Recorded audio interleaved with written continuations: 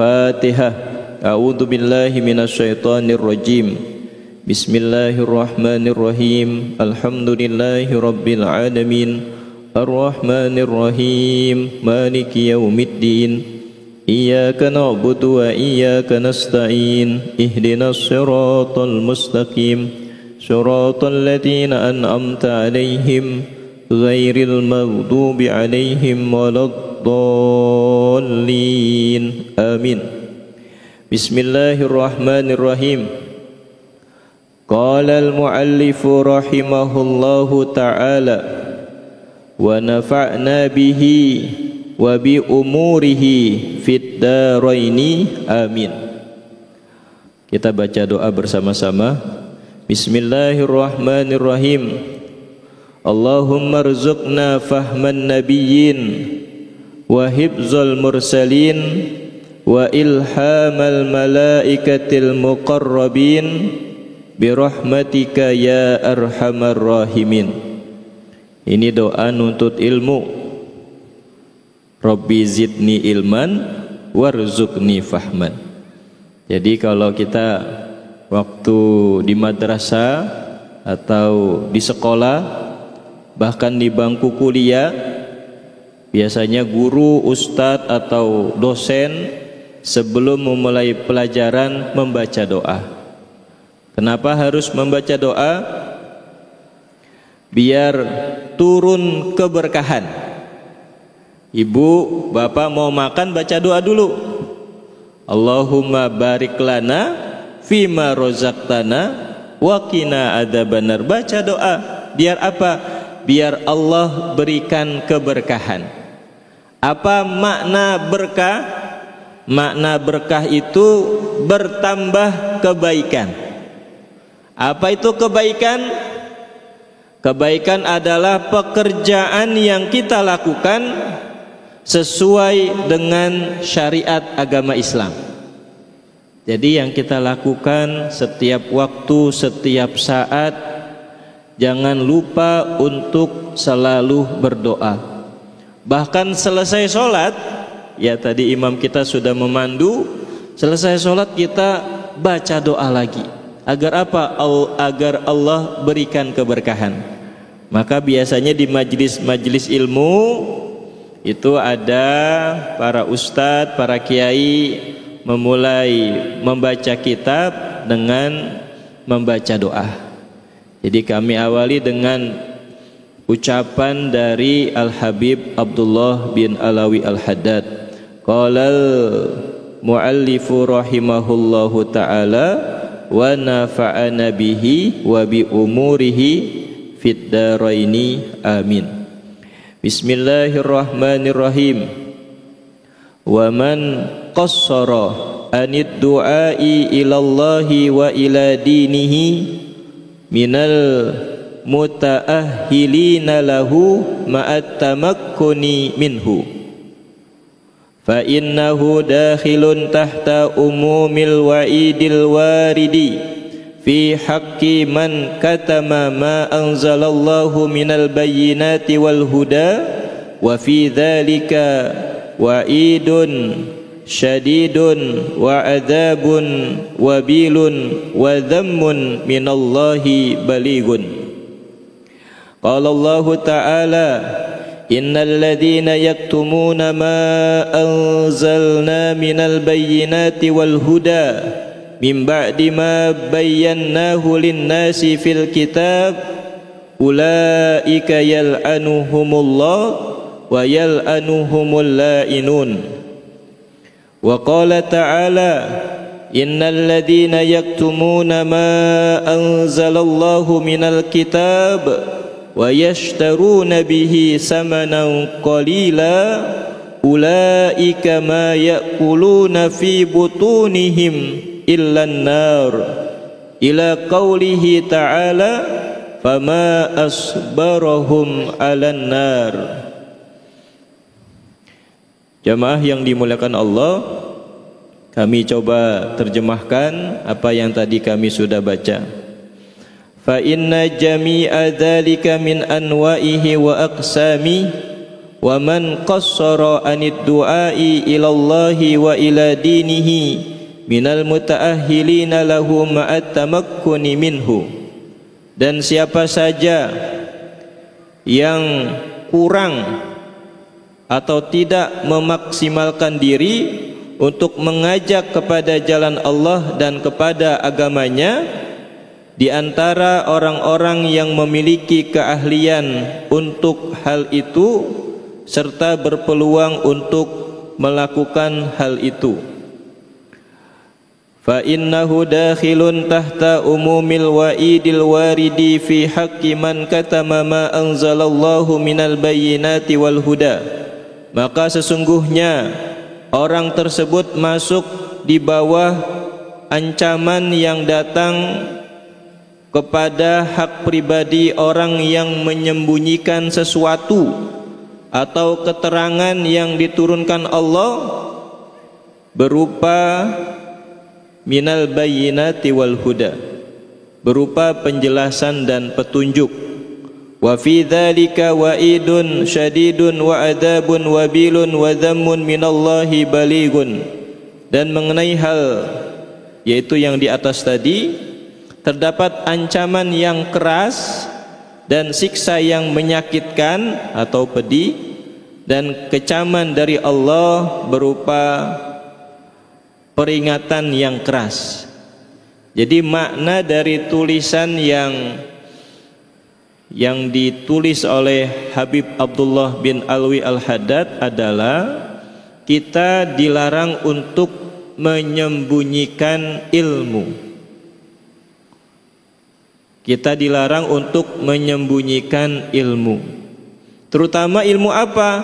Ilmu syariat. Ilmu syariat apa? Ilmu syariat adalah ilmu yang diajarkan oleh Rasulullah sallallahu alaihi wasallam, yaitu Nabi Muhammad sallallahu alaihi wasallam, yang mengajarkan tauhid, mengajarkan ibadah, dan mengajarkan akhlak. Jadi ilmu yang diajarkan Rasulullah itu 3. Ilmu keyakinan yaitu akidah, ilmu ibadah yaitu fikih, dan ilmu akhlak yaitu tasawuf. Jadi 3 tuh. Ini masuk pada rukun agama, arkanuddin. Hadisnya yakni pada satu hari Rasulullah kedatangan tamu. Jadi kayak gini nih Pak nih, lagi bentuk halaqah, tiba-tiba datang dari ujung sana seseorang yang tidak dikenal menggunakan pakaian putih, langsung duduk berhadapan, langsung menghadap Rasulullah. Jadi Rasulullah duduknya bersila, itu lutut, antara lutut sama Rasulullah dan lutut orang yang datang tersebut itu bersentuhan. Lalu ditanya tentang rukun iman, rukun Islam, ma huwal iman, ma huwal Islam, ma huwal ihsan, dan yang keempat tanda-tanda hari kiamat. Jadi Bapak Ibu sekalian, kita melaksanakan sholat, berbakti kepada orang tua, sayang kepada anak, mentaati perintah, mencari nafkah, cara kita tidur, cara kita masuk WC, cara kita bermuamalah, berdagang, itu semua diajarkan oleh syariat. Maka ketika kita sedang sholat, jangan pernah berpikir ketika kita sholat kita sedang menyembah selain Allah. Maka dikuatkan dengan lafaz niat sholat. Usolli fardhu zuhri arba'a raka'atin mustaqbilal kiblati adaan lillahi ta'ala. Dikuatkan ketika kita mengucapkan lafaz niat. Jadi lafaz kita baca dengan suara sir, dengan suara pelan, kita mengangkat kedua tangan kita, langsung berbarengan ketika mengangkat kedua tangan mengucapkan takbir, di dalam hati saya melaksanakan sholat zuhur 4 rakaat menghadap kiblat, adaan sendiri, fardo, wajib karena Allah Ta'ala. Wah, panjang amat, panjang. Tapi kalau kita biasa, itu dengan sendirinya akan bisa. Tapi jangan sampai ketika jadi imam, ya Bapak Ibu sekalian, kita makmum nih, terus di depan kita ada imam yang baca takbirnya lama. Allah, astagfirullahaladzim. Tuh ketemu tuh kita ada imam kayak begitu. Gimana tuh? Imam baca takbirnya lama karena kalimat lafaz takbiratul ihram tidak dibaca panjang. Allah, itu udah kelebihan cara membaca tajwidnya. Jadi bagaimana agar ketika kita membaca niat, agar kita membaca niat itu berbarengan dengan lafaz takbir yang kita ucapkan. Allahu Akbar, ketika mengucap Allahu Akbar saya sholat zuhur, udah cukup. Saya sholat zuhur, sudah cukup. Disebutkan sholat zuhur, mengucap dalam hati 4 rakaat, ya kita kerjakan 4 rakaat. Jadi ketika kita niat tidak perlu disebutkan 4 rakaatnya. Agar apa? Agar kalimat takbir yang kita baca tidak panjang. Apalagi disebutin menghadap kiblat, itu juga kita sudah menghadap kiblat. Jadi sebenarnya melafazkan niat itu sudah menguatkan apa yang ingin kita niatkan dalam hati. Jadi kalau kita merasa berat sampai lama mengucap takbirnya Allah, astagfirullahaladzim, nggak selesai sholatnya Pak. Itu bagaimana? Nah, itu mereka yang seperti itu berusaha khusyuk. Nah, kenapa lama? Karena di pikirannya belum totalitas untuk melaksanakan sholat. Maka sebelum membaca lafaz, ya biasanya para imam juga membaca, cuman dibaca sir, dibaca pelan. Yang kita dengarnya zuhur aja, sholli fardhu zuhri, Allahu Akbar, ya dilafazkan tapi sir. Maka agar kita bisa khusyuk ketika kita mau takbir, itu diajarkan membaca surat An-Nas, surat Al-Falaq. Berapa banyak Pak Ustadz? Sekali aja. Kalau tiga kali kasihan makmum di belakang, udah nungguin kita mau baca takbir. Ya itu diajarin Pak. Itu yang namanya syariat ibadah. Jadi sholat yang kita lakukan sebelum kita sholat ada wudhu, nah itu syariat ibadah. Nah sebelum kita wudhu ada yang namanya toharo, itu namanya syariat ibadah. Nah toharo itu ada yang namanya air, ada yang namanya najis, itu namanya syariat ibadah. Tuh panjang. Ternyata kita mempelajari Islam tidak hanya cara sholat saja, tapi cara wudhu diajarkan. Bagaimana ketika kita mau wudhu, airnya kurang dari 2 kula. 2 kula itu ukurannya 1 kali 1, dan itu tidak ada najis. Najis itu apa? Najis itu adalah benda yang membuat air atau kondisi tempat menjadi tidak sah. Nah apalagi nih, kita lagi mau sholat nih Pak, Allahu Akbar, udah lagi baca Al-Fatihah, kita lihat di baju kita ini Pak ada darah. Nah waktu kami diajarkan oleh guru kami, pengajar kitab fikih di sini, Pak Dr. Saifuddin Zuhri, beliau menjelaskan fikih tentang noda darah nyamuk.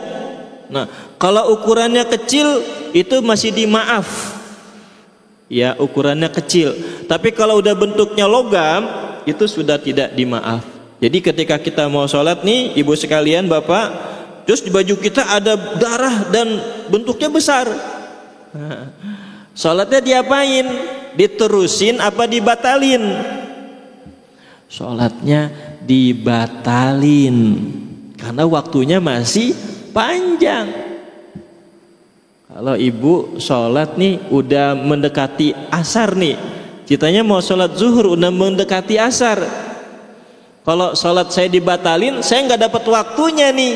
Nah, sholatnya tetap dikerjakan dalam kondisi ada najis karena waktunya sudah tidak ada lagi untuk melaksanakan sholat zuhur. Nah, seperti ini Bapak Ibu sekalian, itu dibahas. Itu dengan apa? Dengan ilmu. Nah, kalau kita nggak pernah ngaji, kita nggak paham. Ketika kita sholat, kita bawa najis. Lagi sholat nih Bapak, terutama Bapak ya, Allahu Akbar, bawa apaan ya? Ternyata baju kita ada najis pipis tuh.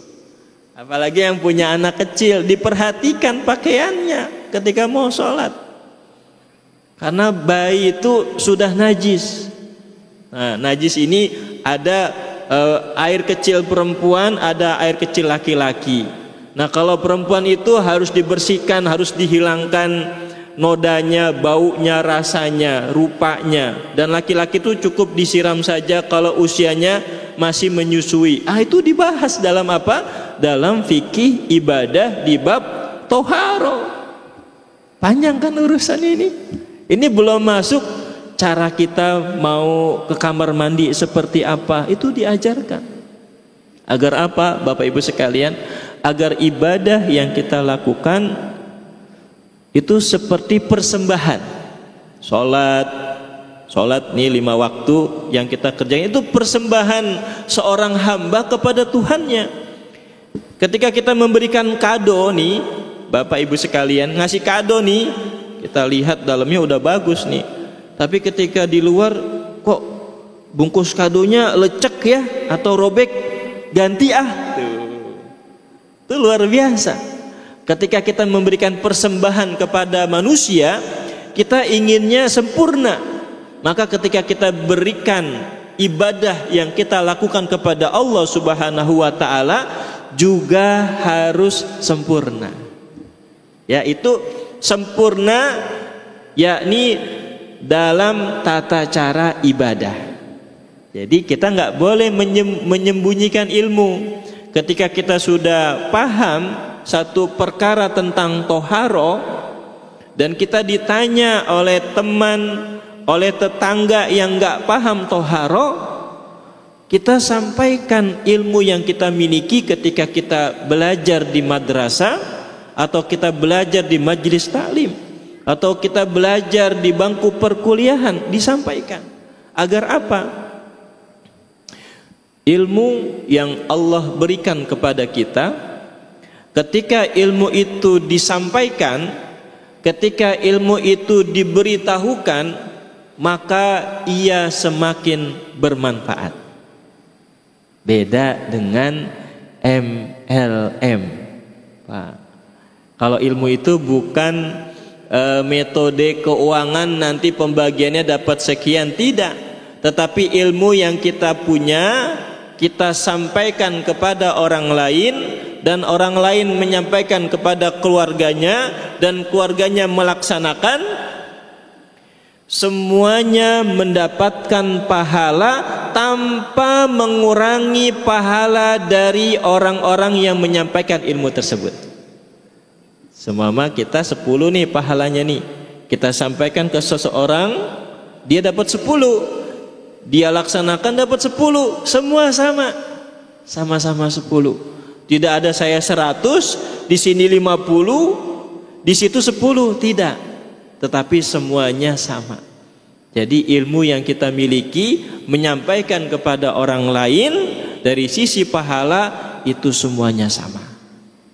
Jadi Bapak Ibu sekalian, dilarang untuk menyimpan ilmu. Karena apa?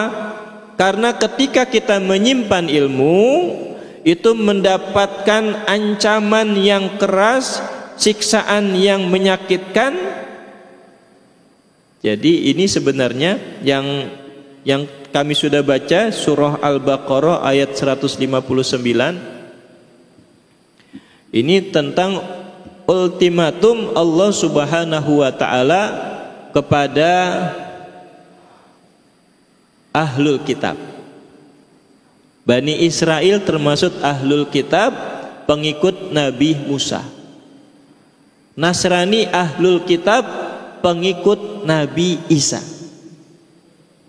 Dalam kitab Perjanjian Lama, ya, kalau kita belajar tentang agama-agama itu, bahwa setelah Nabi Isa itu ada nabi, dan di Al-Quran juga dijelaskan bahwa ada nabi setelah Nabi Isa adalah Nabi Muhammad, yaitu namanya Ahmad.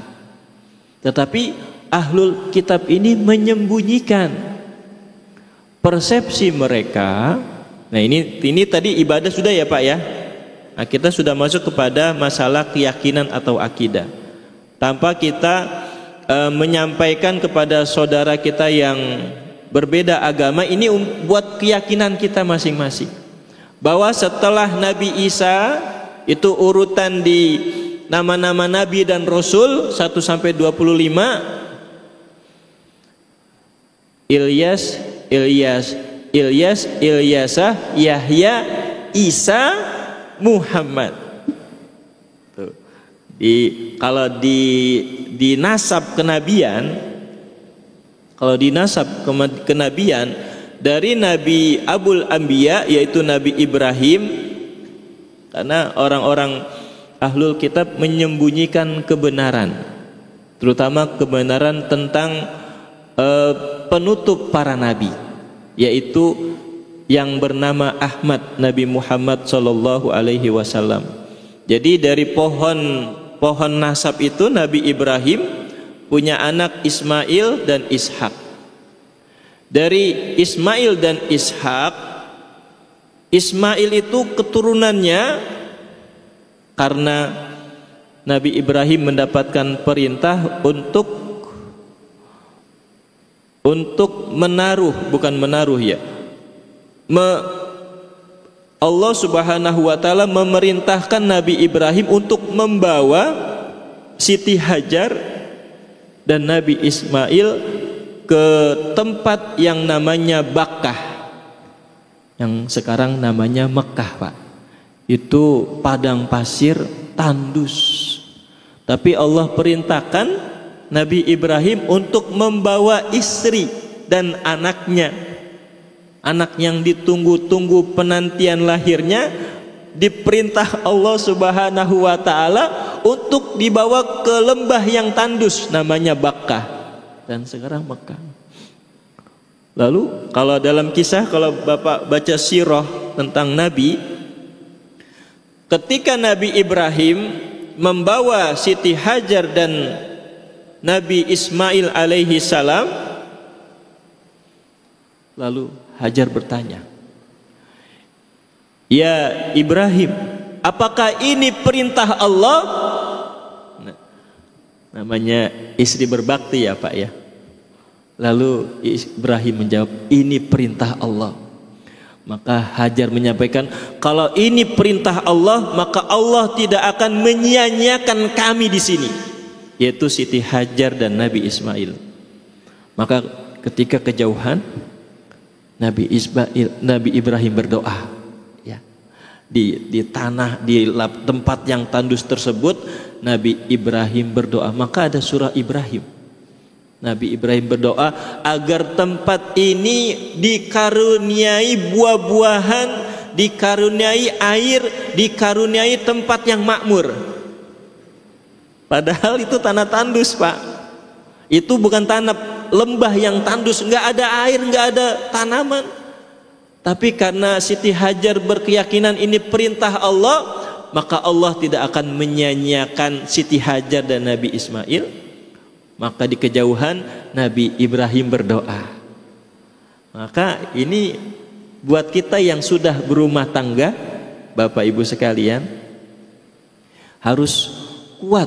Walaupun di mana saja kita berada, jauh dari orang tua, jauh dari mertua, di mana saja kita berada, kita memohon kepada Allah Subhanahu wa taala agar selalu diberikan keberkahan rezeki. Bukan banyak. Kita nyarinya nggak banyak. Kalau banyak nanti jadi sedikit. Tapi kalau berkah itu tidak bisa banyak, tidak bisa sedikit, tetapi berkah. Jadi itu yang kita cari. Maka Nabi Ibrahim dari jalur Ismail, keturunannya Nabi Muhammad.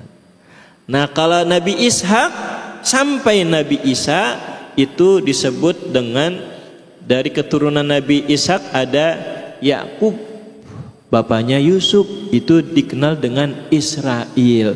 Israel itu Bani Israel, keturunan Nabi Yakub, itu istilahnya. Israel itu adalah panggilan untuk Nabi Yakub, ayahanda dari Nabi Yusuf. Ya, kalau Israel sekarang itu tidak dalam pembahasan, tetapi ketika kita melihat sirah para nabi, Israel itu adalah panggilan untuk Nabi Yakub. Israel itu adalah orang yang berjalan pada malam hari. Jadi Bapak Ibu sekalian, Nabi Ibrahim yang Allah karuniai 2 anak, yang semua keturunannya menjadi para nabi dan rasul. Dan kalau kita lihat silsilahnya, ini Nabi Isa sama Nabi Muhammad itu masih satu darah, yaitu dari Abul Anbiya Nabi Ibrahim alaihi salam. Jadi kita sesama umat Islam, sesama non muslim, kita semua saudara. Dan ada hadis, ada hak bertetangga. Hak bertetangga itu adalah ada 3. Dia tetangga dekat, dan dia satu darah, dan dia satu muslim, yaitu keluarga. Tetangga nih, saudara kita nih, dia masih keluarga muslim juga, ya, dia rumahnya dekat dengan kita, itu tetangga kita walaupun jaraknya. Dan ada juga tetangga kita yang ya keyakinannya berbeda, itu tetangga. Maka ajaran Rasulullah, kita muliakan tetangga kita. Ya, kalau kita nih Idul Fitri, Bapak Ibu sekalian, kan banyak tupat tuh, opor ayam, semur, rendang. Nah, tetangga kita yang non muslim kita berikan. Sebagai apa? Ungkapan kebahagiaan kita pada hari raya. Maka saudara-saudara kita yang berbeda keyakinan kita berikan hadiah juga. Sama mereka juga memberikan hadiah kepada kita. Artinya apa? Agar tumbuh rasa kasih sayang. Karena apa? Ketika kita melihat jalur dari para nabi yang kita ikuti ajarannya, mereka semuanya bersaudara. Maka kita tetap menghormati, memuliakan tetangga-tetangga kita. Jadi Bapak Ibu sekalian, perintah Allah Subhanahu wa taala, kami bacakan ayatnya nih. Bismillahirrahmanirrahim. Innal ladzina yaktumuna ma anzalna minal bayyinati wal huda min ba'di ma bayyanahu lin-nasi fil aika yal'anuhumullah wa yal'anuhumul la'inun. Sesungguhnya orang-orang yang menyembunyikan apa yang telah kami turunkan berupa keterangan-keterangan yang jelas dan petunjuk setelah kami menerangkannya kepada manusia dalam Alkitab, mereka itu dilaknati Allah dan dilaknati pula oleh semua makhluk yang dapat melaknati. Jadi kalau kisah Bani Israel, mereka itu dilaknat oleh Allah Subhanahu wa taala. Bani Israil itu dalam kisah ketika Nabi Musa menyelamatkan Bani Israel dari kejaran Raja Fir'aun dan bala tentaranya. Udah selamat nih Pak nih, udah melalui laut itu selamat, dan Fir'aun dan bala tentaranya itu tenggelam. Orang-orang Bani Israel masih meledek Nabi Musa, masih meledek Tuhannya Nabi Musa. Bahkan dalam kisah yang lain, Nabi Musa ketika mendapatkan perintah Allah Subhanahu wa taala untuk mendapatkan wahyu, itu Nabi Musa memerintahkan saudaranya Harun untuk mengajarkan ajaran-ajaran keesaan kepada Bani Israel. Tetapi yang mereka lakukan adalah mereka membuat sesembahan untuk menandingi Tuhannya Nabi Musa. Ini udah ditolong Bapak Ibu sekalian, tapi ngeyel. Ya, orang-orang Bani Israel itu orang-orang yang ngeyel Pak kepada para nabinya. Mereka buat tandingan. Itu ada dikenal itu sapi emas. Jadi mereka membuat sesembahan berupa sapi emas dan mereka menyembah. Karena Harun berbeda dakwanya dengan Nabi Musa, maka mereka mengasingkan Nabi Harun. Karena Nabi Musa sedang mengembara mendapatkan wahyu. Jadi Bapak Ibu sekalian, ini peringatan Allah kepada orang-orang Bani Israel yang suka melawan para nabinya. Nah, kalau umat Nabi Muhammad biasanya bukan ngelawan, tapi mereka ini males males untuk sholat. Padahal tahu ini waktunya sholat nih, tapi males untuk sholat. Malu katanya. Saya mah malu mau sholat. Kenapa malu? Banyak dosa katanya. Padahal sholat itu menghapus dosa Bapak Ibu sekalian, tapi dia malu buat sholat. Sebenarnya dia bukan malu karena banyak dosa, tapi malu sama teman-temannya yang sama-sama berdosa. Ketika dia mau tobat, jangan tinggalin kami dong. Nah, dia malu sama teman-temannya, bukan malu kepada Allah Subhanahu wa taala. Jadi Bapak Ibu sekalian, sampai di ayat surah Al-Baqarah ayat 159, yaitu peringatan buat orang-orang ahlul kitab, Bani Israel, orang-orang Nasrani, diperingatkan oleh Allah Subhanahu wa taala tentang kebenaran-kebenaran tetapi mereka menyembunyikan, maka Allah melaknati mereka. Ulaika yal'anuhumullah wa yal'anuhumul la'inun. Jadi Allah melaknati orang-orang yang menyembunyikan kebenaran. Maka ketika kita ditanya sesuatu yang benar nih, tetapi kita menyembunyikan, kita seperti mengikuti tabiat orang-orang Bani Israel. Dan kita berharap kepada Allah Subhanahu wa taala agar ilmu yang Allah berikan kepada kita tidak sembunyikan, kita sampaikan, dan insya Allah bermanfaat buat orang lain. Semoga bermanfaat. Marilah kita tutup kajian Hawamis ini dengan mengucap hamdalah, alhamdulillahirabbil alamin, dan kita memohon kepada Allah Subhanahu wa taala dengan membaca doa. Ini doanya buat sendiri, maka ibu bapak ikutin. Selesai tadi kita baca doa Allahumma rzuqna fahman nabiyyin. Yang kedua kita baca doa penutup, Bapak Ibu mohon bisa mengikuti. Bismillahirrahmanirrahim.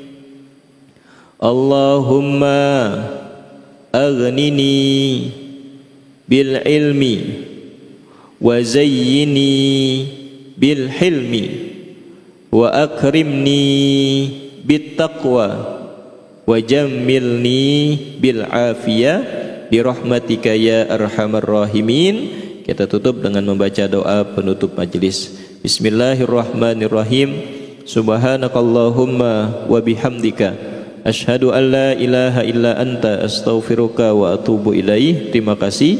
Assalamualaikum warahmatullahi wabarakatuh. Salam.